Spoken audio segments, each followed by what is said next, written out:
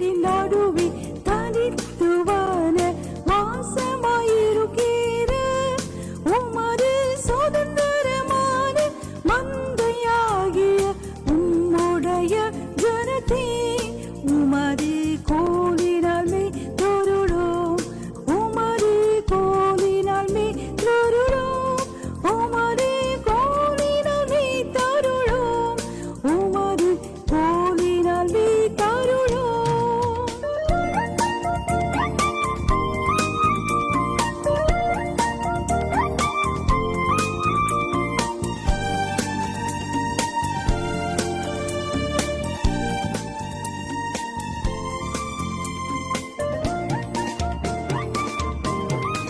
This evening, இந்த மாலை வேளையில we are going to meditate on a very, very important topic. ஒரு மிக மிக முக்கியமான ஒரு தலைப்பிலே நாம் தியானிக்க போகிறோம். What a curse is, சாபம் என்றால் என்ன, what are the causes for the curse, சாபத்திற்கான காரணங்கள் என்ன, how can we be delivered from our curses. நாம் எப்படி நம்முடைய சாபத்திலிருந்து விடுதலை பெற முடியும். Jesus died on the cross to deliver us from our sicknesses. இயேசு நம்முடைய பலவீனங்களுக்காக சிலுவையிலே மரித்தார். Jesus carried all our burdens on the cross. நம்முடைய பாரங்கள் எல்லாவற்றையும் அவர் சிலுவையிலே சுமந்தார். And it's very, very important. Jesus died on the cross to deliver us from our curses. மிக மிக முக்கியம், இயேசு சிலுவையிலே நம்முடைய சாபங்களுக்காக மரித்தார். What do we mean by a curse? சாபம் என்றால் என்ன? Curse is something evil that takes place in our life. சாபம் என்றது மிக மோசமான ஒரு விஷயம் நம்முடைய வாழ்க்கையில நடப்பது. Something which we never like to happen in our life, it happens. நம்முடைய வாழ்க்கையிலே நாம் விரும்பாத ஒன்று நம்முடைய வாழ்க்கையில நடப்பது சாபம். Our education, our money power, or manpower, nothing is able to stop a curse in our life. நம்முடைய பாவமோ நம்முடைய படிப்போ நம்முடைய செல்வமோ எதுவுமே அதை தடுத்து நிறுத்த முடியாது. Our intelligence can never deliver us from our curse. நம்முடைய புத்திசாலித்தனம் எப்பொழுதும் நம்முடைய சாபத்திலிருந்து நம்மை விடுதலை செய்ய முடியாது. It is the power of the evil that takes place in our life, and we can do nothing against it. ஒரு தீமையான காரியத்தின் வல்லமை நம்முடைய வாழ்க்கையில நடக்கிறது, அதை நாம் எதிர்த்து எதுவுமே செய்ய முடியாது. Whenever I talk about curse, I can never forget one incident. Many a time I might have told you earlier also. சாபத்தை குறித்து நான் பேசுகிற வேலையெல்லாம் நான் இந்த நிகழ்ச்சியை இந்த காரியத்தை நான் எப்பொழுதும் நினைவு கூறுவேன். அதை ஏற்கனவே உங்களுடன் பகிர்ந்திருக்கிறேன். I love to say that one more time. இன்னொரு முறையும் அதை உங்களுக்கு சொல்ல விரும்புகிறேன். In a family, very rich family, ஒரு வசதியான ஒரு குடும்பத்திலே highly educated people, நல்ல படித்த மக்கள், they had small 3 boys. அவர்களுக்கு 3 சிறிய பையன்கள் இருந்தார்கள். The first one may be 3 plus. முதலாவது பையன் 3 வயதுக்கு ஒத்திருக்கலாம். Second boy 2 plus. இரண்டாவது பையன் 2 வயது இருக்கலாம். And the third one was a baby in the arm.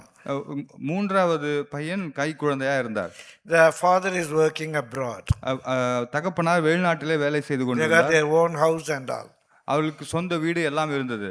One morning that mother heard the scream of the second boy. ஒரு நாள் காலை ஒரு மிக அலறல் சத்தத்தை, பெரிய பையன் அலறல் Second boy. சத்தத்தை, இரண்டாவது பையனின் அலறல் சத்தத்தை அம்மா கேட்டார்கள்.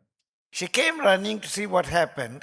அவர் உடனே ஓடி வந்து என்ன நடந்தது பார்க்க வந்தார். With a blade, the elder boy has cut the male organ of the second boy. இந்த இரண்டாவது பையனுடைய ஆண் உறுப்பை மூத்த பையன் ஒரு பிளேடினாலே கட் செய்து விட்டார். The second boy is writhing in pain. இரண்டாவது பையன் வலியிலே துடித்து அழுது கொண்டிருந்தார். He was in a pool of blood.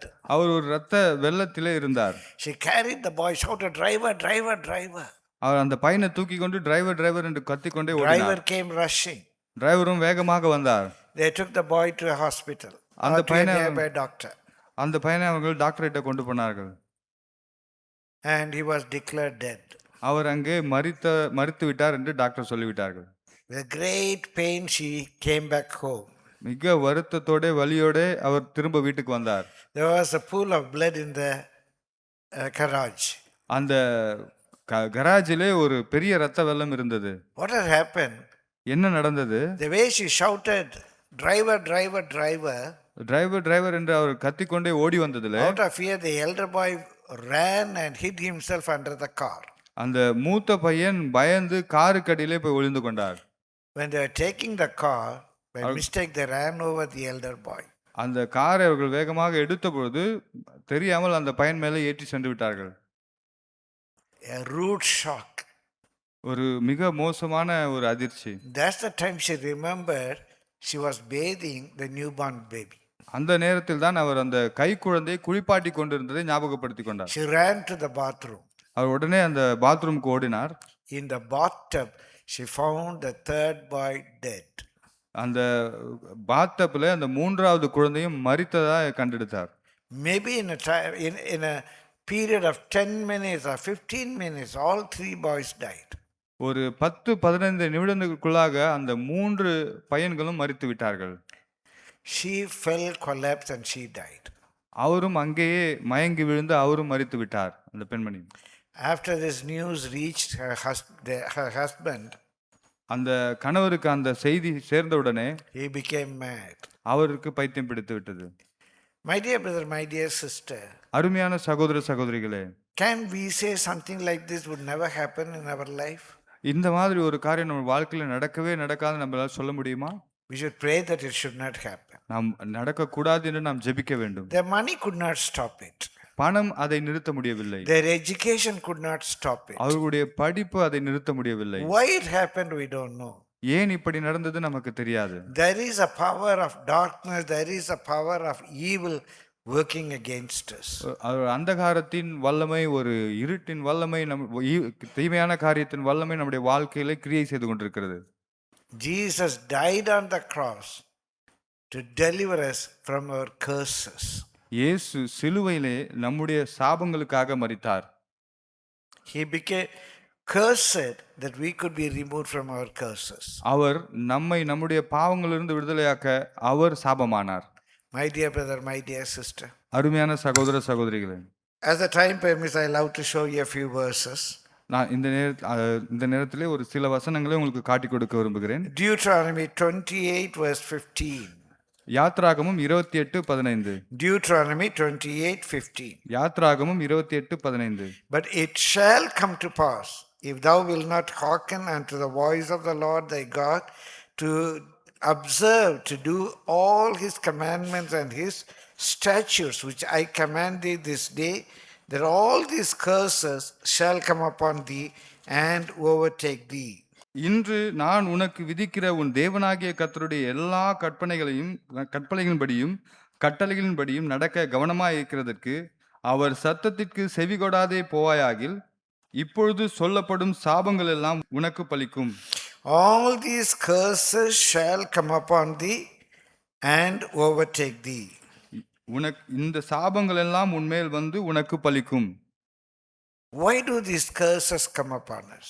ஏன் இந்த சாபங்கள் நமக்கு வர வேண்டும்? Just I love to show you. There are many reasons. There are very few reasons before I could pray for you. அநேக காரணங்கள், அதில் ஒரு சில காரணங்கள் நான் உங்களுக்கு சொல்ல விரும்புகிறேன். I love to read this verse again.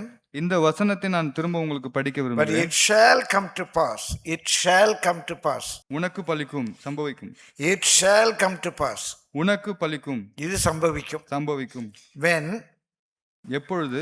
If thou wilt not hearken unto the voice of the Lord thy God, to observe to do all his commandments and his statutes which I command thee this day, that all these curses shall come unto thee and overtake thee. இன்று நான் உனக்கு விதிக்கிற உன் தேவனாகிய கர்த்தருடைய எல்லா கற்பனைகளின்படியும் கட்டளைகளின்படியும் நடக்க கவனமாய் இருக்கிறதற்கு அவர் சத்தத்திற்கு செவிகொடாதே போவாயாகில் இப்பொழுது சொல்லப்படும் சாபங்கள் எல்லாம் உன்மேல் வந்து உனக்கு பலிக்கும். When? எப்பொழுது? When you are not careful to obey all of God's commandments and statutes. அவருடைய கற்பனைகளுக்கும் கட்டளைகளுக்கும் செவி கொடுக்க கவனம் இல்லாமல் இருக்கும் பொழுது. There are laws in the physics. இயற்பியலிலே விதிகள் இருக்கிறது. There are laws in chemistry. வேதியியலிலும் விதிகள் இருக்கிறது. There are laws in mathematics. கணிதத்திலும் விதிகள் இருக்கிறது. So in the physical world is controlled by those laws. இந்த உலகம் அந்த விதிகளினாலே ஆளுகை செய்யப்படுகிறது. If there is the law of center of gravity, ஒரு புவியீர்ப்பின் விதி இருக்கிறது. If I throw this article up, இந்த பாத்திரத்தை நான் மேலாக தூக்கி போடும் பொழுது it has to come down. அது திரும்ப கீழே வந்தாகும். It has to come down. அது திரும்ப கீழே Because வந்தாகும். there is a law of center of gravity. ஏனென்றால் புவியீர்ப்பின் விதை இங்கு இருக்கிறது. There is a power. அதுக்கு ஒரு வல்லமை So இருக்கிறது. it has to come down. அது கீழே வர வேண்டும். It is bound by that law. அந்த விதியின் கீழ் இது செயல்படுகிறது. Similarly, அதே போல in the spiritual world, ஆவிக்குரிய உலகத்திலும் there are laws of God. தேவனுடைய பல விதிகள் இருக்கிறது. So the spiritual world is controlled by those laws. இந்த ஆவிக்குரிய உலகம் அந்த விதிகளினாலே கட்டுப்படுத்தப்பட்டிருக்கிறது. It is controlled by those laws. அந்த விதிகளினாலே இந்த உலகம் The கட்டப்பட்டு country is controlled by its constitution. இந்த தேசம் சட்ட ஒரு அரசியல் சாசனம். அரசியல் சாசனத்தின்படி கட்டுப்படுத்தப்படுகிறது. There are laws in this land. இந்த தேசத்துக்கென்று ஒரு சட்ட திட்டங்கள் உண்டு. So we are controlled by those laws. அந்த சட்ட திட்டங்களால் நாம் ஆளுகை If செய்யப்படுகிறோம். we break those laws, we are punished. அந்த சட்டங்களை நாம் உடைப்போமானால் நமக்கு தண்டனை கிடைக்கும். Likewise, அதே போல the spiritual world, ஆவிக்குரிய உலகத்துல it is controlled by divine laws. தெய்வீக சட்ட திட்டங்களினாலே பிரமாணங்களால். பிரமாணங்களினாலே அங்கு ஆளுகை செய்யப்படுகிறது. So if you obey those laws, அந்த பிரமாணங்களுக்கு நாம் கீழ்ப்படிவோமானால் we will be able to live happily in this universe. இந்த உலகத்திலே நாம் சந்தோஷமாக பிரபஞ்சத்துல. இந்த உலகத்திலே நாம் சந்தோஷமாக வாழ முடியும். If we don't obey those laws, அந்த பிரமாணங்களுக்கு நாம் கீழ்ப்படியாமல் போனால் certainly we will suffer this disobedience. அந்த கீழ்ப்படியாமைக்கான தண்டனையை நாம் அனுபவிக்க வேண்டும். We have to suffer. நாம் அனுபவிக்க வேண்டும். Because this universe is controlled by those laws. இந்த உலகம் அந்த பிரமாணங்களினாலே In கட்டுப்படுத்தப்பட்டிருக்கிறது. Deuteronomy 11:28 we read, உபாகமம் 11:28 நாம் பார்க்கிறோம். and a curse if you will not obey the commandments of the Lord your God, but turn aside out of the way which I command you this day, to go after the gods which ye have not known. உங்கள் தேவனாகிய கர்த்தரின் கற்பனைகளுக்கு கீழ்ப்படியாமல் இன்று நான் உங்களுக்கு விதிக்கிற வழியை விட்டு விலகி நீங்கள் அறியாத வேறே தேவர்களை பின்பற்றுவீர்களானால் சாபம் வரும். The curse will come. சாபம் வரும். In Isaiah 24 verse 5, ஏசாயா 24:5 the earth also is defiled under the inhabitants thereof, because they have transgressed the laws, changed the ordinance, broken the everlasting covenant. தேசம் தன் குடிகளின் மூலமாய் தீட்டுப்பட்டது. அவர்கள் நியாய பிரமாணங்களை மீறி கட்டளையை மாறுபாடாக்கி நித்திய உடன்படிக்கையை முறித்தார்கள். Therefore hath the curse devoured the earth, and they that dwelt therein are desolate. Therefore the inhabitants of the earth are burned, and few men left. இது நிமித்தம் சாபம் தேசத்தை பட்சித்து அதன் குடிகள் தண்டிக்கப்பட்டார்கள். தேசத்தார் தகிக்கப்பட்டார்கள், சிலர் மாத்திரம் மீந்திருக்கிறார்கள். Daniel 9:11. Yea, the Israel have transgressed thy law, even by departing, that they might not obey the voice. Therefore the curse is poured upon us, and the oath that is wherein in the law of Moses, the servant of God, because we have sinned against him. இஸ்ரவேலர் எல்லாரும் உமது நியாயப்பிரமாணத்தை மீறி உமது சத்தத்துக்கு செவி கொடாமல் விலகி போனார்கள். அவருக்கு விரோதமாய் பாவம் செய்தோம். ஆகையால் தேவனுடைய தாசனாகிய மோசேயின் நியாயப்பிரமாண புத்தகத்தில் எழுதியிருக்கிற சாபமும் ஆணையாக்கினையும் எங்கள் மேல் சொரியப்பட்டன. It poured upon us. எங்கள் மேல் சொரியப்பட்டன. The curse is poured upon the families. சாபம் எங்கள் மேல் குடும்பங்கள் மேல், குடும்பத்தின் மேல் வந்தது. Why? ஏன்? Because we break the laws of God. அவர்கள் தேவனுடைய பிரமாணத்தை உடைத்து போட்டார்கள். Because we break the laws of God. தேவனுடைய பிரமாணங்களை மீறினார்கள். நாம் மீறுகிறபடியால் பாவம் நம்ம மேல வருது. So reason number 1, முதலாவது காரணம் breaking the laws of God. தேவனுடைய பிரமாணங்களை மீறுகிறது. Breaking the laws of God. தேவனுடைய பிரமாணங்களை மீறுகிறது. Meditate the laws of God daily. தேவனுடைய பிரமாணங்களை தினமும் தியானித்து Day and night meditate on his laws, his statutes. இரவும் பகலும் அவர் கட்டளைகளையும் கற்பனைகளையும் நாம் தியானிக்க வேண்டும். They all are given for our blessings. நம்முடைய ஆசீர்வாதங்களுக்காக அவைகள் கொடுக்கப்பட்டிருக்கின்றன. None of those laws are made for God. அந்த எந்த பிரமாணமும் கடவுளுக்காக உண்டாக்கப்படவில்லை. Jesus said, இயேசு சொன்னார், the Sabbath is made for men. Men is not made for Sabbath.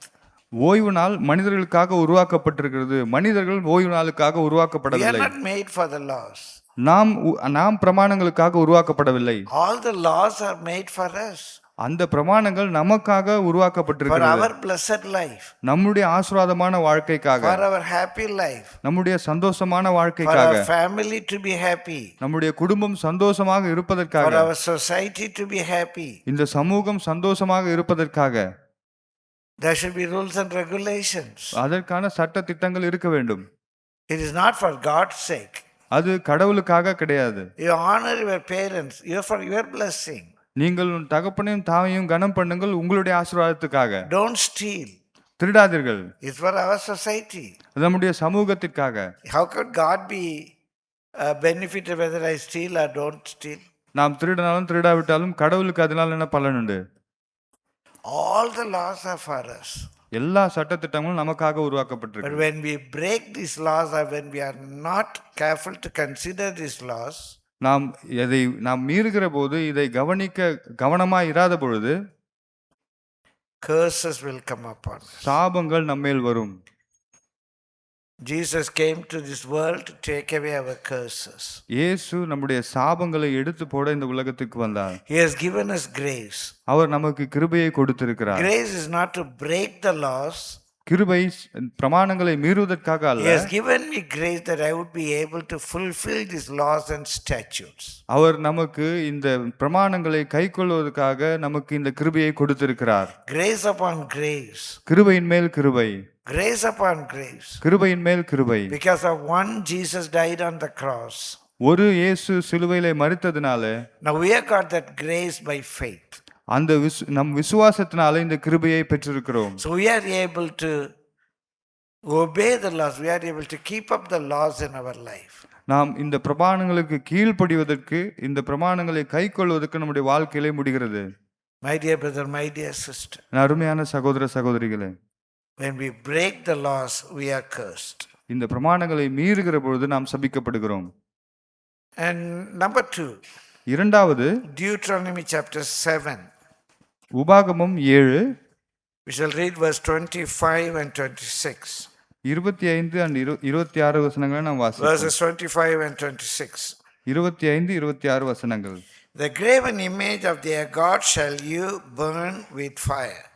Thou shalt not desire the silver or gold that is on them, nor take it unto thee, lest thou be snared therein, for it is an abomination to the Lord thy God. அவர்கள் தேவர்களின் விக்கிரகங்களை அக்கினாலே சுட்டரிக்க கடவாய். நீ அவைகளை சிக்கிக் கொள்ளாதபடிக்கு அவைகளில் இருக்கிற வெள்ளியையும் பொன்னையும் இச்சியாமலும் அதை எடுத்துக்கொள்ளாமலும் இருப்பாயாக. அவைகள் உன் தேவனாகிய கர்த்தருக்கு அருவருப்பானவைகள். Neither shalt thou bring an abomination into thine house, lest thou be a cursed thing like it. But thou shalt utterly detest it, and thou shalt utterly abhor it, for it is a cursed thing. அவைகளைப் போல நீ சாபத்துக்குள்ளாகாதபடிக்கு அருவருப்பானதை உன் வீட்டிலே கொண்டு போகாயாக. அதை சீ என்று வெறுத்து முற்றிலும் அருவருக்க கடவாய். அது சாபத்திற்குள்ளானது. To understand this in a very powerful way, இதை ஒரு வல்லமையாக நாம் புரிந்து கொள்ள I love to have a reading of the chapter, Deuteronomy chapter 7, 19 verses. உபாகமம் 7ஆம் அதிகாரத்தின் 19 வசனங்களை வாசிக்க வேண்டும். A very simple thing. ஒரு மிக எளிமையான காரியம். Whatever there is abomination to God, எது எதெல்லாம் தேவனுக்கு அருவருப்பாய் இருக்கிறதோ don't do that in your life. உங்களுடைய வாழ்க்கையிலே அதை செய்யாதீர்கள். The Lord has chosen you from the world. இந்த உலகத்திலிருந்து தேவன் உங்களை தெரிந்து கொண்டிருக்கிறார். It's not because that we are capable of something. நாம் ஏதோ ஒரு பெரிய சாதனையாளர்கள் என்பதற்காக அவர் நம்மை தெரிந்து கொள்ளவில்லை. It is God's divine purpose. அவருடைய தெய்வீக தீர்மானத்தினாலே தெரிந்து We கொண்டார். are unable to say why the Lord has chosen us. தேவன் நம்மை ஏன் தெரிந்து கொண்டார் என்று நம்மால் சொல்ல It முடியாது. is the grace of God, it is the predestination of God. தேவன் நம்மேல் வைத்திருந்த முன் தீர்மானம், அவர் நமக்கு கொடுக்கிற கிருபையினாலே நம்மை தெரிந்து கொண்டிருந்தார். We are delivered from the system of this world. இந்த உலகத்தின் சட்ட திட்டங்களிலிருந்து நாம் உலகத்தின் காரியங்கள். உலகத்தின் காரியங்களிலிருந்து நாம் விடுவிக்கப்பட்டிருக்கிறோம். God has delivered us. தேவன் நம்மை விடுதலையாக்கி இருக்கிறார். We are not of the world. நாம் இந்த உலகத்துக்கானவர்கள் கிடையாது. After receiving Jesus Christ, இயேசுவை ஏற்றுக்கொண்ட பின்பு, after becoming his children, அவருடைய பிள்ளைகளாய் மாறின பின்பு, we are not obliged to live as the world lives. இந்த உலகம் வாழ்கிறபடியாக நாம் வாழ வேண்டியதில்லை. So when we live as the world lives, நாம் இந்த உலகம் வாழ்கிறபடி நாம் வாழும் பொழுது, whatever the curse is on the world, that curse will also be in us. இந்த உலகத்தின் மேல் இருக்கிற சாபங்கள் நம்மேலும் வரும். Their worship, அவர்கள் ஆராதிக்கிறது that's different. அது வித்தியாசமா இருக்கிறது. Their festivals, அவர்களுடைய விழாக்கள், their rituals, அவர்களுடைய ஆராதனை முறைகள், their customs, அவர்களுடைய பாரம்பரியங்கள், that's different. அதெல்லாம் வித்தியாசமானதாக The இருக்கிறது. Lord has delivered us from that. அந்த காரியங்களிலிருந்து தேவன் நம்மை விடுதலை ஆக்கியிருக்கிறார். And we should not do the same thing. நாம் அதே காரியங்களை செய்யக்கூடாது. We cannot bring those abominations into our life. அந்த அருவருப்புகளை நம்முடைய வாழ்க்கையில நாம் கொண்டு வரக்கூடாது. My dear brother, my dear sister, அருமையான சகோதர சகோதரிகளே, then the curse of the world will also come in our life. அந்த உலகத்தின் சாபங்கள் நம்மேலும் வரும். We celebrate their festival with a different name. அவர்களுடைய விழாக்களை நாம் வேறே பெயர்களில் நாம் கொண்டாடுகிறோம். விழாக்களுக்கு வேற பெயர் வச்சு கொண்டாடிக்குவோம். அவங்களுடைய rudiments, வழிபாட்டு முறை, their observations, we also want to do. It's not in the Bible. நான் அதை செய்ய விரும்புகிறோம், அது வேதத்தில் இல்லை. So we say good day, bad day. சிலர் ஒரு நல்ல நாள் கெட்ட நாள் என்று சொல்லுவார்கள். That's abomination for the Lord. அது தேவனுக்கு அருவருப்பா இருக்கிறது. There is no நல்ல நாள் கெட்ட நாள். ஒரு நல்ல நாள் கெட்ட நாள் என்பதெல்லாம் கிடையாது. That's an abomination to God. அது கர்த்தருக்கு அருவருப்பா இருக்கிறது. So when we do the same thing what the people of the world do, இந்த உலகத்தில் இருக்கிற செய்கிறதை நாம் செய்வோமானால், the same curse will come upon us. அதே சாபம் நம்மேலும் வரும். We are cursed because of that. அதனால் தான் அவர்கள் சபிக்கப்பட்டிருக்கிறார்கள். When we bring in the abominations of the world into our life, இந்த உலகத்தின் அருவருப்புகளை நாம் நம்முடைய வாழ்க்கையில கொண்டு வரும் பொழுது, I'd love to show you one more verse. இன்னொரு வசனத்தை நான் உங்களுக்கு காட்டி கொடுக்க விரும்புகிறேன். Leviticus 18:30. லேவியராகமம் 18:30. Therefore shall ye keep mine ordinance, that you commit not any one of those abominable customs which were committed before you, and that you desire not yourself therein. I am the Lord your God. ஆகையால் உங்களுக்கு முன் செய்யப்பட்ட அருவருப்பான முறைமைகளில் யாதொன்றை நீங்கள் செய்து அவைகளால் உங்களை தீட்டுப்படுத்திக் கொள்ளாதபடிக்கு என் கட்டளையை கைக்கொள்ளுங்கள். I don't know why the world is not, why the church is not listening to it. ஏன் சபை அதற்கு செவி கொடுக்க மாட்டேங்குது நமக்கு தெரியல. It's very clear. இது ரொம்ப தெளிவா இருக்கிறது. Therefore shall ye keep mine ordinance, that you commit not any one of those abominable customs. Don't keep those abominable customs. அந்த அருவருப்பான முறைமைகளை நீங்கள் செய்யாதிருங்கள். It may be a custom for them. அவர்களுக்கு அது முறையா இருக்கலாம். But you don't do that. அதை நீங்கள் செய்யாதீர்கள். What is the background behind it? அதற்கு பின்புலம் என்ன? You think about thali. What is the background behind it? ஒரு தாலியை குறித்து பார்க்கிறோம், அதன் பின்புலம் என்ன? What is the cause for that? அதற்கான காரணம் என்ன? Or any other functions? மத்த விழாக்கள். What's the cause for that custom? அந்த முறைமைகளின் காரணம் என்ன? Is it spiritual? அது ஒரு ஆவிக்குரிய காரணமா? Don't do none of those customs. The Bible very clearly says. வேதம் தெளிவாக சொல்லுகிறது, அந்த முறைமைகள் ஒன்றையும் செய்யாதிருங்கள் என்று. With all humility, I tell you, எல்லா தாழ்மையோடும் நான் உங்களுக்கு சொல்லுகிறேன், in our marriage, எங்களுடைய திருமணத்துல there is no worldly custom. உலகத்தின் காரியங்கள் ஒன்றும் இல்லை. I was 25 years old. எனக்கு 25 வயதா இருந்தது அப்பொழுது. When our marriage was fixed, Pastor Sundaram asked me, எங்கள் கல்யாணம் நிச்சயிக்க பொழுது போதகர் சுந்தரம் எங்களிடம் கேட்டார், உங்க கஷ்டம் என்ன தம்பி? உங்க முறைமை என்ன தம்பி, உங்க கஷ்டம் என்ன தம்பி? I said, Pastor, no custom, only convenience. எங்களுக்கு எந்த முறைமையும் இல்லை பாஸ்டர், எது வசதியோ அதான் பண்ண முடியும். No custom, only convenience. எந்த முறைமையும் இல்லை பாஸ்டர், எது வசதியோ அதான் பண்ண முடியும். Till this day we are happy. நாங்கள் இந்த நாள் வரையும் சந்தோஷமாக இருக்கிறோம். Till this day we are happy.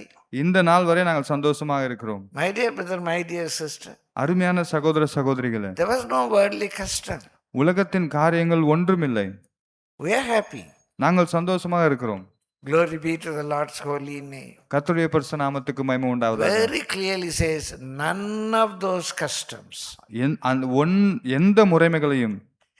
So the reason for curse is we are allowing the abomination of the world into our life and we give a different name.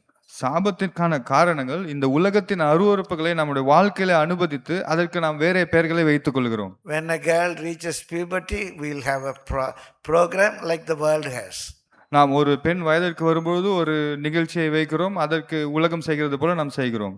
For the expecting mother, we have a சீமந்தம். ஒரு கர்ப்பமாக இருக்கிற ஒரு பெண்ணுக்கு நாம் சீமந்தம் வைக்கிறோம். The Bible we don't read any சீமந்தம். வேதத்திலே சீமந்தத்தை பற்றி எதுவுமே இல்லை. We follow the customs of the world. நாம் இந்த உலகத்தின் முறைமைகளை நாம் பின்பற்றுகிறோம். அதான் ரொம்ப கஷ்டமா இருக்குது. அதான் ரொம்ப கஷ்டமா இருக்கு.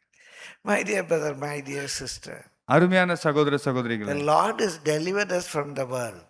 தேவன் நம்மை இந்த உலகத்திலிருந்து விடுவித்திருக்கிறார். We are not the people of the world. நாம் இந்த உலகத்துக்கான மனிதர்கள் அல்ல. We should be a blessing to this world. நாம் இந்த உலகத்துக்கு ஆசீர்வாதமாக இருக்க We வேண்டும். should be a blessing to this world. இந்த உலகத்துக்கு நாம் ஆசீர்வாதமாக இருக்க வேண்டும். Glory be to the Lord's holy name. கர்த்தருடைய பரிசுத்த நாமத்துக்கு மகிமை My dear உண்டாவதாக. brother, my dear sister, அருமையான சகோதர I சகோதரிகளே, am very happy for the grace the Lord has given me to be away from all the customs of the world. நான் கர்த்தர் எனக்கு கொடுத்த கிருபைக்காக இந்த எல்லா முறைமைகளிலிருந்து விலகி இருக்கிறதுக்கு எனக்கு கொடுத்த கிருபைக்காக நான் கர்த்தரை Glory ஸ்தோத்திரிக்கிறேன். be to the Lord's holy name. கர்த்தருடைய பரிசுத்த நாமத்துக்கு மகிமை உண்டாவதாக. Number one, when we break the laws of God. முதலாவது நாம் தேவனுடைய பிரமாணங்களை மீறுவதனால.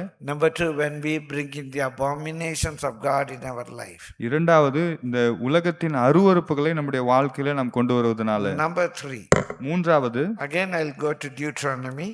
திரும்பவும் உபாகமத்துக்கு செல்கிறேன். Chapter 18. 18ஆம் அதிகாரம். Deuteronomy chapter 18. 18ஆம் அதிகாரம். We shall read from verse 10. 10ஆம் வசனத்திலிருந்து வாசிப்போம். 10 to 14. 10லிருந்து 14 வரை. We just read in Tamil. தமிழிலே வாசிப்போம். தன் மகனையாவது தன் மகளையாவது தீக்கடக்க பண்ணுகிறவனும் குறி சொல்லுகிறவனும் நாள் பார்க்கிறவனும் அஞ்ஞானம் பார்க்கிறவனும் சூனியக்காரனும் மந்திரவாதியும் சன்னதக்காரனும் மாயவித்தைக்காரனும் செத்தர்களிடத்தில் குறி கேட்கிறவனும் உங்களுக்குள்ளே இருக்க வேண்டாம். அப்படிப்பட்டவைகளை செய்கிறவன் எவனும் கர்த்தருக்கு அருவருப்பானவன். அப்படிப்பட்ட அருவருப்புகளின் நிமித்தம் உன் தேவனாகிய கர்த்தர் அவர்களை உன் முன்னின்று துரத்தி விடுகிறார். உன் தேவனாகிய கர்த்தருக்கு முன்பாக நீ உத்தமனாய் இருக்க கடவாய். நீ துரத்திவிடப் போகிற இந்த ஜாதிகள் நாள் பார்க்கிறவர்களும் குறி சொல்லுகிறவர்களுக்கும் செவி கொடுத்திருக்கிறார்கள். நீ அப்படி செய்கிறதற்கு உன் தேவனாகிய கர்த்தர் உத்தரவு கொடார். We should not be bound by these spiritisms. இந்த ஆவி காரியங்களே நாம் உடன்பட்டு இருக்கக்கூடாது. This குறி பார்க்கறது, குறி கேட்கறது, நாள் பார்க்கறது, செத்தவங்கிட்ட போய் குறி கேட்கறது, ஜோசியம் கேட்கறது, இதுக்கெல்லாம் நம்ம விலக்கி காக்க. We have to keep ourselves away from all these evils. இதிலிருந்து இந்த எல்லா தீய காரியங்களும் நம்மை விலக்கி காத்துக்கொள்ள வேண்டும்.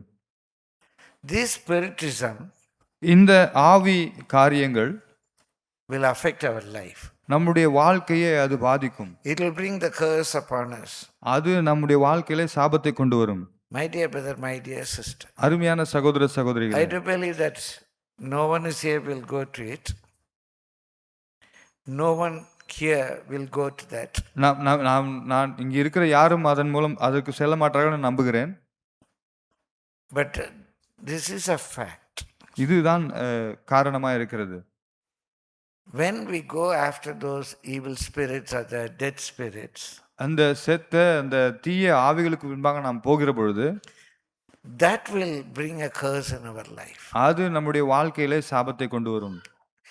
In Isaiah chapter 47, ஏசாயா 47 verse 13. 13ஆம் வசனம். Isaiah 47 verse 13. ஏசாயா 47 13. Thou art wearied in the multitude of thy counsels. உன் திரளான யோசனைகளினால் நீ இளைத்து போனாய். You are wearied because of the multitude of thy counsels. உன்னுடைய திரளான யோசனைகளினாலே நீ இளைத்து போனாய். Your friend tells you something. உன் நண்பர் ஒன்னு சொல்லுகிறார். Your neighbor tells you something. உங்க பக்கத்து வீட்டில் இருக்கிறவர் ஒரு Your சொல்றாங்க. chitti says something. உங்க சித்தி ஏதோ சொல்றாங்க. Your attai says something. உங்க அத்தை எதையோ சொல்றாங்க. You, it's a big headache. அது ஒரு தலைவலியா இருக்கு. You are wearied because of the multitude of thy counsel. திரளான யோசனைகளினாலே நீங்கள் இளைத்து போனீர்கள். If it's a marriage, ஒரு கல்யாணத்துல if it's a marriage, திருமணம்னா, ஒரு திருமணம்னா அத்தை will say this is how we must have engagement. அத்தை இப்படிதான் ஒரு நிச்சயதார்த்தம் இருக்கணும்னு சொல்லுவாங்க. And chitti will say one thing. ஒரு சித்தி வேற ஒரு விஷயத்த சொல்லுவாங்க. And when mama will say no, we must take coconut. ஒரு மாமா சொல்லுவார் நம்ம தேங்காய் தான் கொண்டு போகணும் அப்படின்ட்டு. Another person will say not coconut, we must take bolton nut. இன்னொருத்தர் போல்டன் நட்டம் எடுத்துட்டு சொல்லுவாங்க. கோகனட் கொண்டு போனா போதாது, கொஞ்சம் போல்ட் நட் எல்லாம் கொண்டு போகணும். Different counsel. வேற யோசனைகள். We are wearied in the multitude of thy counsel. இந்த திரளான யோசனைகளினாலே நாம் இளைத்து போகிறோம். Let now the astrologers, the stargazers, the monthly prognosticators stand up and save thee from these things that shall come upon thee. இப்பொழுதும் ஜோசியரும் நட்சத்திரம் பார்க்கிறவர்களும் அமாவாசை கணிக்கிறவர்களும் எழும்பி உனக்கு நேரிடுகிறவர்களுக்கு உன்னை விலைக்கு ரட்சிக்கட்டும். Can all these counselors will come and help you when you are in trouble? இந்த ஆலோசனை கொடுக்கலாம் நம்ம பிரச்சனையில இருக்கும்போது நம்மளை காப்பாத்துவாங்களா? They'll say we should do like this, we should do like that. இது மாதிரி பண்ணணும், அது மாதிரி பண்ணணும். Must cut the cake. ஒரு கேக்கை கட் பண்ணணும். We must kill the cock. ஒரு சேவலை கொல்லணும். They'll give a lot of counsel. நிறைய ஆலோசனை சொல்லுவாங்க. But will they come and help you when you are in trouble? ஒரு பிரச்சனை இருக்கும்போது அவங்க ஹெல்ப் பண்ணுவாங்களா? My dear brother, my dear sister. அருமையான சகோதர சகோதரிகளே, don't give ear to all these superstitions. இந்த இயற்கைக்கு மேலான காரியங்களுக்கெல்லாம் நீங்க செவி கொடுக்காதீங்க. இந்த மூட நம்பிக்கைகள், இந்த பழக்க வழக்கங்கள், இதெல்லாம் all these things will bring curses in our life. இதெல்லாம் நம்முடைய வாழ்க்கையில சாபமாக மாறும். Knowingly, unknowingly we get tied up with the evil spirits. தெரிந்தோ தெரியாமலோ அசுத்தாவினாலே நாம் கட்டப்படுவோம். We have to be very careful. நாம் மிகவும் கவனமா இருக்க வேண்டும். When we are bound with superstition or spiritism, curse will come in our life. இந்த ஆவி காரியங்கள், இந்த ஜோசியம் பார்க்கிற காரியங்கள்லாம் நம்ம சாபத்தினால பாதிக்கப்படுவோம். So when we break the laws of God, நம்ம தேவனுடைய பிரமாணங்களை உடைக்கிற பொழுது, when we allow what is abomination to God in our life, தேவனுக்கு விரோதமா இருக்க அருவருப்புகளை நம்முடைய வாழ்க்கையில கொண்டு வரும்பொழுது, when you are bound in superstitions, இந்த மாதிரி ஜோசியம் பார்க்கிற காரியங்களை நாம் உடன்படும் பொழுது, in the name of it is the custom of the world, it is very important. இது உலகத்தின் காரியம், ரொம்ப முக்கியமான காரியம். Many times we don't know why we do that. நிறைய நேரத்துல நமக்கு தெரியாது ஏன் இதை செய்யறோம். In a birthday, ஒரு பிறந்த நாள்ல one chitti will say no, we must have the cake cutting. Cake cutting இல்லாம என்ன பிறந்த நாளா? என்ன பிறந்த நாள்னா கேக் கட்டிங் வேணுமா? கேக்கை கட் பண்ணால் தான் பிறந்த நாள் கொண்டாட முடியுமா? We don't know why we do that. ஏன் செய்யறோம்னு நமக்கு தெரியாது. On that good day, அந்த நல்ல நாளில with our own mouth we blow off that candle. நம்ம வாயாலே அந்த கேண்டிலை ஊதி அணைக்கிறோம். ஊதி நாசமா போங்கிற மாதிரி. we are pronouncing a curse on that person. நம்ம ஒரு சாபத்தை அந்த மனிதர் மேல அனுப்புறோம். We are switching off the light in that person. அந்த மனிதரின் மேலே அந்த வெளிச்சத்தை நாம் அணைக்கிறோம். We don't know what we are doing. என்ன செய்றோம் நமக்கு தெரியல. A curse is coming in. ஒரு சாபம் நமக்குள்ளாக வருகிறது. We think it's a custom. அது ஒரு முறைமை என்று நாம் But நினைக்கிறோம். there is a spiritism behind it. அதற்கு பின்னாக ஒரு ஆவியின் காரியம் இருக்கிறது. Keeping the child in the hand, the mother is blowing the light of the child. அந்த குழந்தையை கையில வைத்துக்கொண்டு அந்த குழந்தையின் ஒளியை அந்த அம்மா ஊதி அணைக்கிறாங்க. Who is the cause for burning out the light of the child? யார் அந்த குழந்தையின் விளக்கை அணைக்கிறது? The mother. அம்மா. What a curse it is. என்ன ஒரு சாபம். We should light the candle of the child. அந்த குழந்தையின் விளக்கை நாம் ஏற்ற வேண்டும். We should not blow it off. அதை நாம் ஊதி அணைக்க கூடாது. We are bringing in a curse, நாம் a negative vibe. ஒரு எதிர்மறையான காரியத்தை, ஒரு சாபத்தை நாம் கொண்டு வருகிறோம். We say it's a custom. அது ஒரு முறைமை என்று நாம் சொல்லுகிறோம். We say it's a custom. ஒரு முறைமை. My dear brother, my dear sister. அருமையான சகோதர சகோதரிகளே. So we have to be very, very careful about the spiritism behind all these customs. இந்த எல்லா முறைமைகளுக்கும் இந்த ஆவி காரியங்களுக்கும் நாம் மிக மிக ஜாக்கிரதையாக இருக்க வேண்டும். We have to be extremely careful. நாம் மிக ஜாக்கிரதையாக இருக்க I am வேண்டும். very proud. I thank God that I am a Tamilian. நான் உண்மையாகவே மிகவும் பெருமைப்படுகிறேன். தேவனை ஸ்தோத்திரிக்கிறேன் நான் ஒரு தமிழன் என்று. Many of the Dravidian culture, இந்த திராவிட பண்பாட்டிலே கலாச்சாரத்திலே very close to the Bible. அது வேதத்துக்கு மிக நெருக்கமாக இருக்கிறது. Very close to the Bible. வேதத்துக்கு மிக நெருக்கமாக இருக்கிறது. Today Christianity, இந்த நாளிலே கிறிஸ்தவ மதம், it is not the early biblical Christianity. ஆரம்ப காலத்திலிருந்து வேதத்தின்படி இருந்த கிறிஸ்தவ மதம் கிடையாது. Dravidian culture is very close to the origin of the New Testament.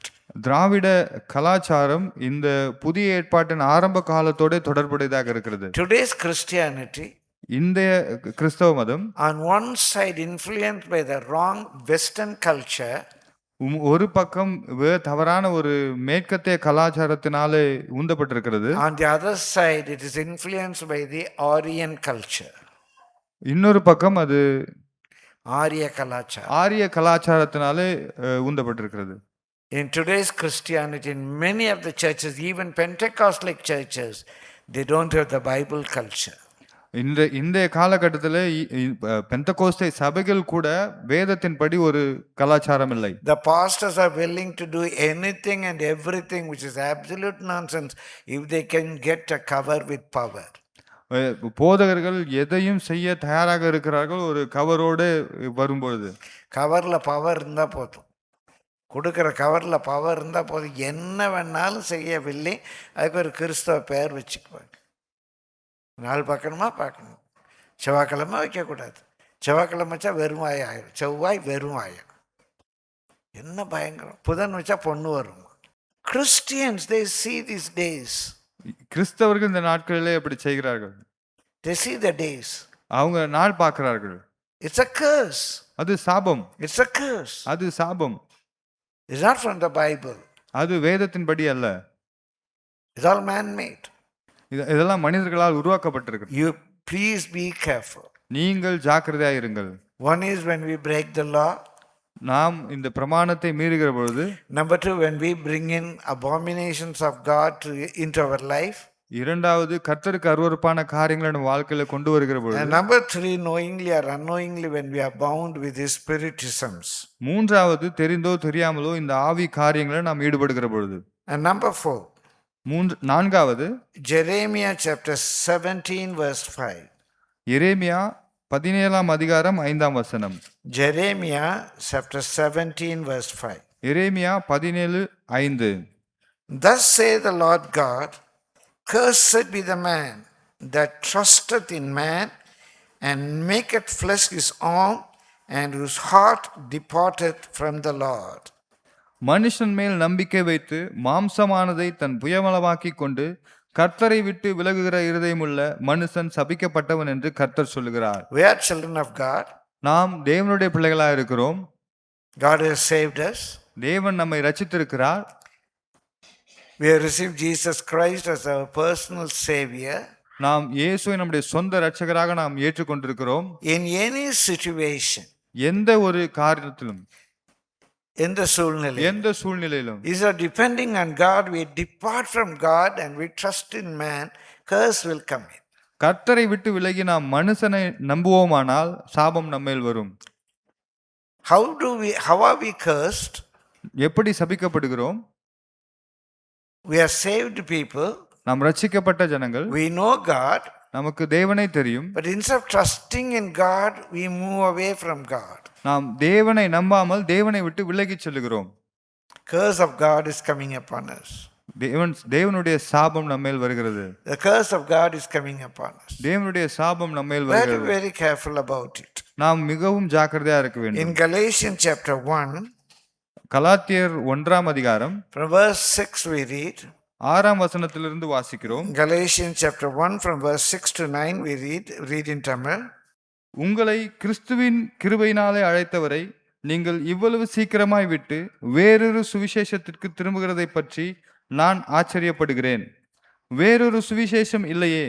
சிலர் உங்களை கலகப்படுத்தி கிறிஸ்துவினுடைய சுவிசேஷத்தை புரட்ட மனதாய் இருக்கிறவர்களா அல்லாமல் வேறல்ல. நாங்கள் உங்களுக்கு பிரசங்கித்த சுவிசேஷத்தை அல்லாமல் நாங்களாவது வானத்திலிருந்து வருகிற ஒரு தூதனாவது வேறொரு சுவிசேஷத்தை உங்களுக்கு பிரசங்கித்தால் அவன் சபிக்கப்பட்டவனாய் இருக்க கடவன். முன் சொன்னது போல மறுபடியும் சொல்லுகிறேன், நீங்கள் ஏற்றுக்கொண்ட சுவிசேஷத்தை அல்லாமல் வேறொரு சுவிசேஷத்தை ஒருவன் உங்களுக்கு பிரசங்கித்தால் அவன் சபிக்கப்பட்டவனாய் இருக்க கடவன். The gospel is given to us. உங்களுக்கு நமக்கு சுவிசேஷம் கொடுக்கப்பட்டிருக்கிறது. If we leave this gospel, இந்த சுவிசேஷத்தை நாம் படிக்கிற பொழுது, when we leave this gospel, இந்த சுவிசேஷத்தை நாம் படிக்கிற பொழுது we are beguiled to leave God. நாம் தேவனுக்கு முன்பாக நடத்தப்படுகிறோம். தேவனை விட்டு வஞ்சிக்கப்படுறோம். தேவனை விட்டு வஞ்சிக்கப்படுகிறோம். We are beguiled to leave God. தேவனை விட்டு போறதுக்கு ஒரு வஞ்சகம் வருது. இதெல்லாம் முக்கியம் இல்லை. அந்த பாஸ்டர் சொன்னாங்க, இந்த பாஸ்டர் சொன்னாங்க, இந்த யூடியூப்ல வந்தது. We are beguiled to leave from the truth that we have received. நாம் தேவனை விட்டு விலகக்கூடிய வஞ்சிக்கப்படுகிறோம். We have to be very careful about it. நாம் அதை குறித்து மிகவும் ஜாக்கிரதையா இருக்க வேண்டும். When we leave from God, depending on man or depending on some wrong teachings, curse will come upon us. நாம் தேவனை விட்டு விலகி ஒரு மனுஷனை நம்புவோமானால், ஒரு தவறான சத்தியத்தை நாம் பின்பற்றுவோமானால் சாபம் நம்மேல் வரும். Many times we are beguiled to leave God. Leave God means we don't leave Jesus, we leave the truth. கடவுளை விட்டு விலகுவது என்றால் நாம் இயேசுவை விட்டு விலகுவதல்ல, நாம் இந்த சத்தியத்தை விட்டு விலகுவது. We'll say Jesus, Jesus, Jesus. நாம் இயேசு இயேசு என்று சொல்லுவோம். But we don't follow the Bible. அவர் சொன்னதை நாம் கைக்கொள்ள We மாட்டோம். don't follow the Bible. நாம் வேதத்தை கைக்கொள்ள மாட்டோம். In Isaiah chapter 4, ஏசாயா 4ஆம் அதிகாரம் we read about 7 women. 7 கன்னிகைகளை குறித்து ஸ்திரீகளை குறித்து நாம் that speaks படிக்கிறோம். about 7 churches. 7 சபைகளை குறித்து அங்கே The பேசப்படும். 7 women 7 ஸ்திரீகள் holding on to one man, ஒரு மனிதனை ஒரு புருஷனை பிடித்துக்கொண்டு, we will have our own food, we will have our own dress. நாங்க எங்க சொந்த உணவை சாப்பிடுவோம், ஆகாரத்தை புசிப்போம், எங்க சொந்த வஸ்திரத்தை உடுப்போம். But let your name be upon us, that our reproach will be passed away. எங்கள் நிந்தை நீங்கும்படி உன் பேர் மாத்திரம் எங்கள் மேல் விளங்கட்டும். Let we have the name Christ. நான் இயேசுவோட பேரை மட்டும் எடுத்துக்கிறோம். We are Christians. நாங்க கிறிஸ்தவர்கள். We are Christians. நாங்கள் கிறிஸ்தவர்கள். But we eat our own food. நம்ம சொந்த ஆகாரத்தை புசிப்போம். We eat our own dress. நம்ம சொந்த உடையை போட்டுக்குவோம். We don't want your salvation. உங்களுடைய ரட்சிப்பு எங்களுக்கு வேண்டாம். We don't want your righteousness. உங்களுடைய நீதி எங்களுக்கு வேண்டாம். We don't want your glory. உங்களுடைய மகிமை எங்களுக்கு We வேண்டாம். don't want your truth. உங்களுடைய சத்தியம் எங்களுக்கு வேண்டாம். We'll have our own way. எங்களுடைய வழி இருக்கிறது எங்களுக்கு. But we'll just have the name Christ. Christians. நாங்க கிறிஸ்தவர்கள் பேரை மட்டும் வைத்துக் கொள்வோம். My dear brother, my dear sister. அருமையான சகோதர சகோதரிகளே, when we are beguiled to leave God, நாம் கடவுளை விட்டு விலக வஞ்சிக்கப்படும்போது we are cursed. நாம் சபிக்கப்படுகிறோம். The curse is coming upon us. நம்மேல் சாபம் வருகிறது. 2 Corinthians 2 கொரிந்தியர் chapter 11. 11ஆம் அதிகாரம் We shall read first 4 verses. முதல் 4 வசனங்களை படிக்கிறோம். 2 Corinthians chapter 11 first 4 verses. 2 கொரிந்தியர் 11ஆம் அதிகாரம் முதல் 4 வசனங்கள். We shall read in Tamil. நாம் தமிழிலே வாசிப்போம். என் புத்தியினத்தை நீங்கள் சற்றே சகித்தால் நலமாயிருக்கும். என்னை சகித்தும் இருக்கிறீர்களே. நான் உங்களை கற்புள்ள கன்னிகையாக கிறிஸ்து என்னும் ஒரே புருஷனுக்கு ஒப்பு கொடுக்க நியமித்தபடியால் உங்களுக்காக தேவ வைராக்கியம் கொண்டிருக்கிறேன். ஆகிலும் சர்ப்பமானது தன்னுடைய தந்திரத்தினாலே ஏவாளை வஞ்சித்தது போல உங்கள் மனதும் கிறிஸ்துவை பற்றிய உண்மை நின்று விலகும்படி கெடுக்கப்படுமோ என்று பயந்திருக்கிறேன். எப்படியெனில் உங்களிடத்தில் வருகிறவன் நாங்கள் பிரசங்கியாத வேறொரு இயேசுவை பிரசங்கித்தானால், அல்லது நீங்கள் பெற்றிராத வேறொரு ஆவியையும் நீங்கள் ஏற்றுக்கொள்ளாத வேறொரு சுவிசேஷத்தையும் பெற்றீர்களானால் நன்றாய் சகித்திருப்பீர்களே. We have to be very careful about it. நாம் இதை குறித்து மிக ஜாக்கிரதையாக இருக்க வேண்டும். There are different teachings, வேறு வேறு விதமான போதனைகள், especially in the YouTube. யூடியூப்ல Many false teachings. அநேக தவறான போதனைகள். We must know what is the word of God. நமக்கு தேவனுடைய வார்த்தை என்ன என்று தெரிய வேண்டும். We must be able to discern it. நாம் தீர்மானிக்க முடிய வேண்டும். We should be able to discern it. My dear brother, my dear sister. அருமையான சகோதர சகோதரிகள், And certain teachings are just opposite to the Bible. சில போதனைகள் வேதத்திற்கு எதிர்மாறாக இருக்கிறது. Openly they speak against what Paul said, what Peter said, what James said, what John said. அவர்கள் பவுல் என்ன சொன்னார், பேதுரு என்ன சொன்னார், யோவான் என்ன சொன்னார் என்று அவர்கள் பேசிக்கொண்டே இருக்கிறார்கள். அதுக்கு நேர் எதிர்மாறா பேசுறாங்க. அதுக்கு நேர் எதிர்மாறாக பேசுகிறார்கள். Even they twist, pervert what Jesus has said. இயேசு சொன்ன போதனைகளையும் அவர்கள் அதை திரித்து விடுகிறார்கள். திரித்து புரட்டி. Oh, we have to be very careful. நாம் மிக மிக ஜாக்கிரதையாக இருக்க வேண்டும். If we are beguiled to leave from the truth, curse will come upon us. இந்த சத்தியத்திலிருந்து விலக நாம் வஞ்சிக்கப்படுவோமானால் சாபம் நம்மேல் வரும். There are many more things. அநேக காரியங்கள். Just I say one thing that's very important. ஒரு காரியம் மிக முக்கியமானது நான் சொல்ல விரும்புகிறேன். Malachi chapter 3. மல்கியா 3ஆம் அதிகாரம். Malachi chapter 3. மல்கியா 3ஆம் அதிகாரம். From verse 8. 8ஆம் வசனத்திலிருந்து வாசி. 8 to 10 we read. 8லிருந்து 10 வரை வாசிப்போம். Read in Tamil. மனுஷன் தேவனை வஞ்சிக்கலாமா? நீங்களோ என்னை வஞ்சிக்கிறீர்கள். எதினாலே உம்மை வஞ்சித்தோம் என்கிறீர்கள். தசமபாகத்திலும் காணிக்கையிலும் தானே. நீங்கள் சபிக்கப்பட்டவர்கள், ஜனத்தாராகிய நீங்கள் எல்லோரும் என்னை வஞ்சித்தீர்கள். When you rob God, that's in English we read the word, when we rob God, the Bible says you are cursed with a curse. வேதத்திலே வாசிக்கிறோம், நாம் தேவனிடத்திலே திருடும் பொழுது நாம் சாபத்தினாலே சபிக்கப்படுவோம். The Bible says, வேதம் சொல்லுகிறது, you are cursed with a curse. நீங்கள் சாபத்தினாலே சபிக்கப்படுவீர்கள். Why? ஏன்?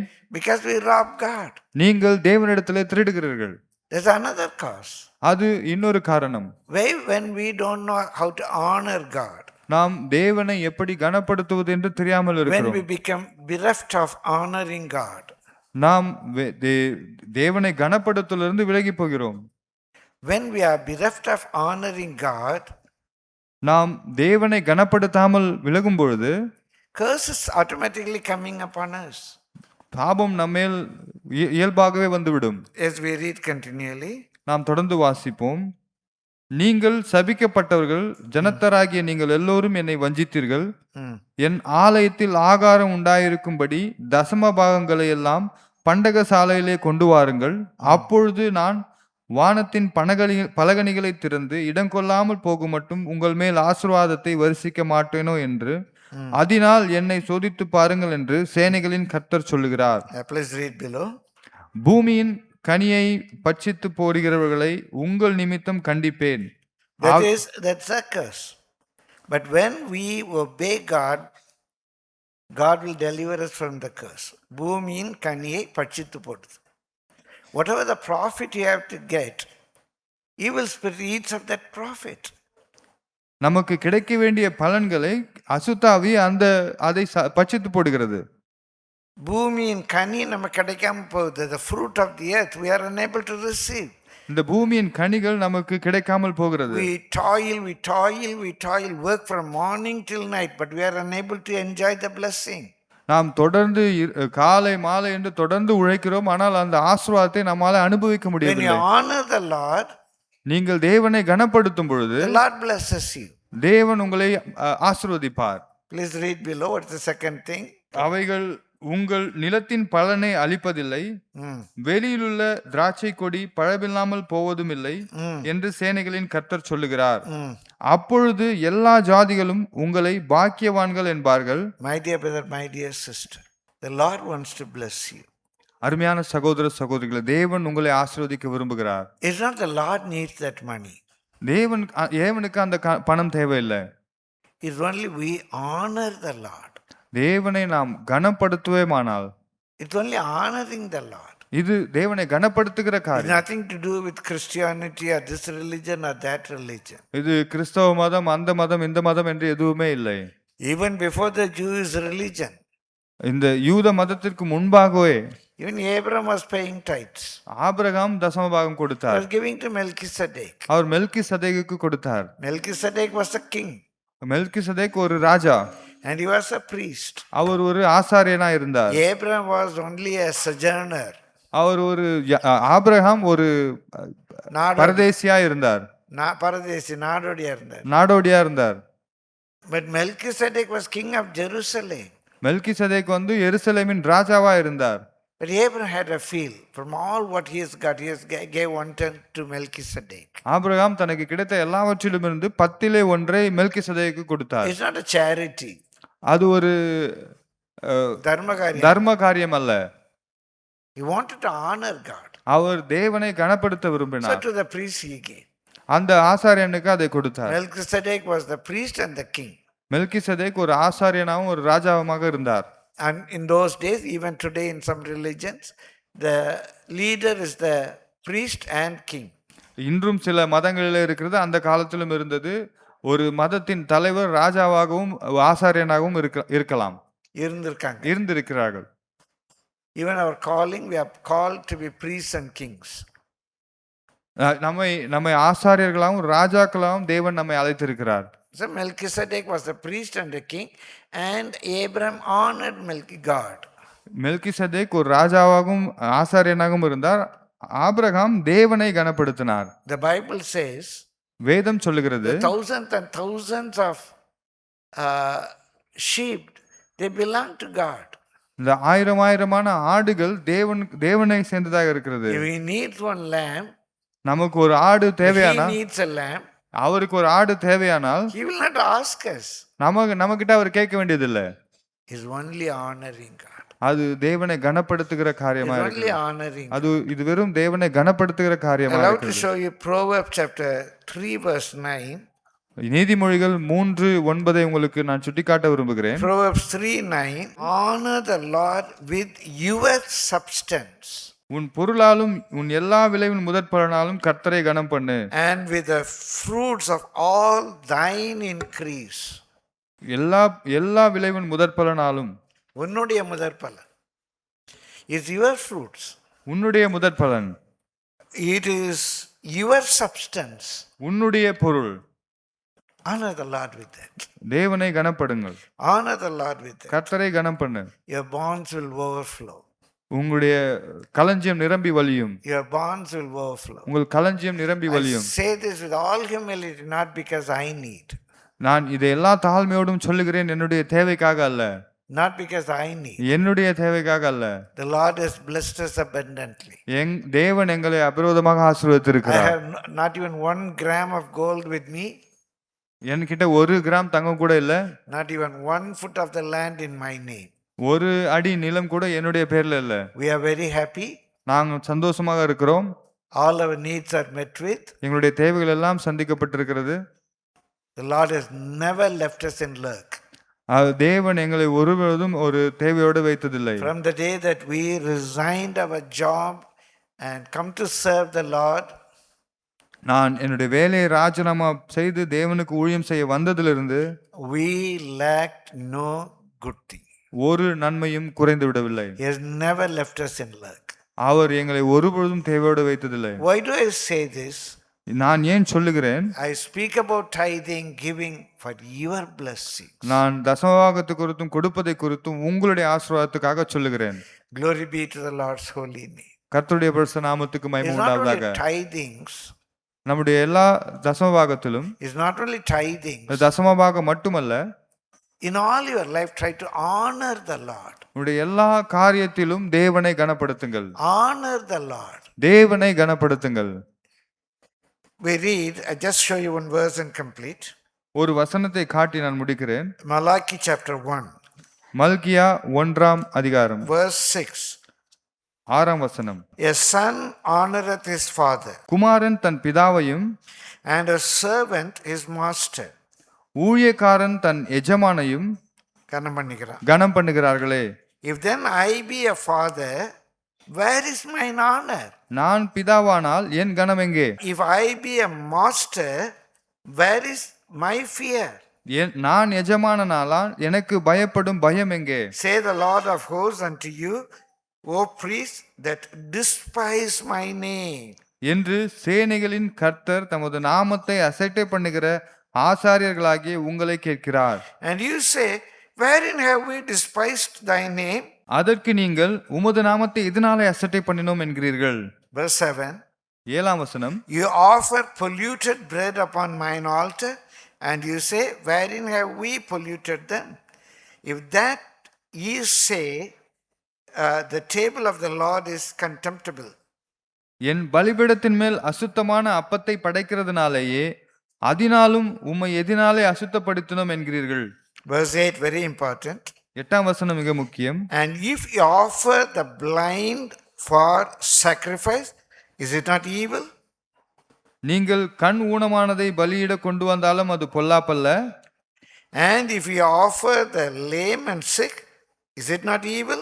நீங்கள் கால் ஊனமானதையும் நசல் பிடித்ததையும் கொண்டு வந்தாலும் அது பொல்லாப்பல்ல என்கிறீர்கள். பொல்லாப்பல்லையா? Yeah. தப்புல்லையா? Offer it now unto thy governor, will he be pleased with thee, or accept thy persons? அதை நீ உன் அதிபதிக்கு செலுத்து, அவன் உன்மேல் பிரியமாயிருப்பானோ, உன் முகத்தை பார்ப்பானோ. What you do to the Lord or to his table, do that in your office, will they accept you? நீங்கள் தேவனுக்கு அவருடைய பந்திக்கு செய்கிறதை உங்களுடைய அலுவலகத்திலே செய்தால் அவர்கள் அதை ஒப்புக்கொள்வார்களா? You go at any time you want. நீங்க எப்போ வேணுமானாலும் போகலாம். Daily go late. தினமும் லேட்டா போகலாம். Will your officer accept it? உங்களுடைய அலுவலக அதிகாரி அதை ஏற்றுக்கொள்வாரா? If I am the Lord, where is my honor? நான் தேவனானால் என் கனம் எங்கே? For the service we are coming late. ஆராதனைக்கு லேட்டா வருகிறோம். We are not showing respect to God. நாம் தேவனுக்கு கனத்தை காண்பிப்பதில்லை. Will we go like that to a flight? நாம் ஒரு விமானத்துக்கு அது மாதிரி லேட்டா போவோமா?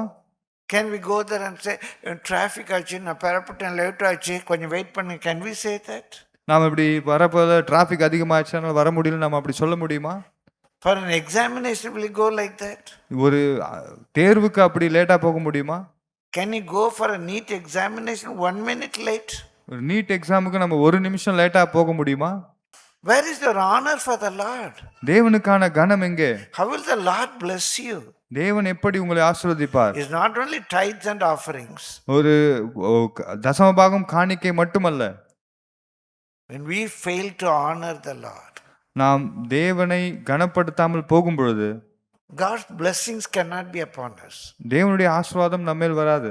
Instead, curses will come upon us. சாபம் நம்மேல் வரும். Curses will come upon. சாபம் நம்மேல் வரும். My dear brother, my dear sister, அருமையான சகோதர சகோதரி, whatever the causes for the curses, சாபத்துக்கான காரணம் என்ன வேண்டுமானாலும் today if இருக்கும். we repent இன்று நாம் மனம் வருந்துவோமானால் and ask God's forgiveness, தேவன் நம் மன்னிப்பை கேட்போமானால் Jesus is able to deliver us not from our sins but from our curses.